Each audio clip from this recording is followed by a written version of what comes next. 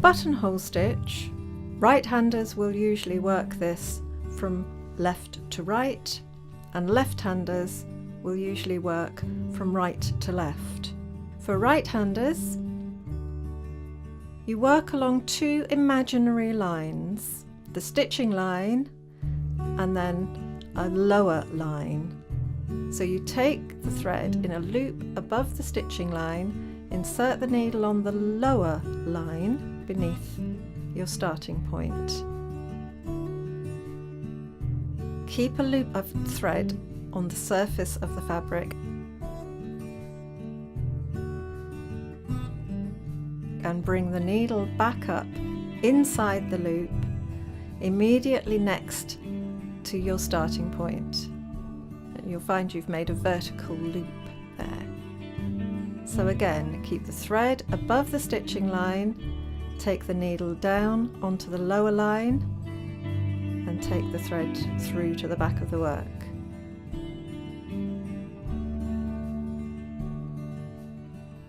Keep a loop of thread open on the surface of the fabric and bring the needle up through the loop on the stitching line immediately next to your previous stitch. Make a loop of thread, take the needle down on the lower line, bring it up on the upper line inside the loop of thread and immediately next to the previous stitch. And you keep stitching along those lines until your line's full. So for left-handers, you make your loop of thread, take your needle down on the lower line immediately below your starting point, keep your loop of thread open on the surface of the fabric and bring the needle up on the stitching line inside the loop of thread and immediately next to your starting point.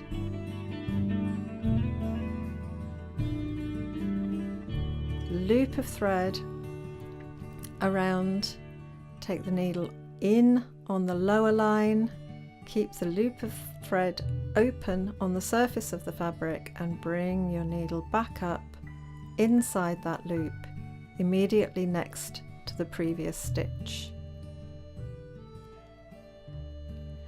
And you keep going like that, a nice loop of thread, needle down on the lower line, keep your loop of thread open and bring the needle back up inside the loop right next to the previous stitch.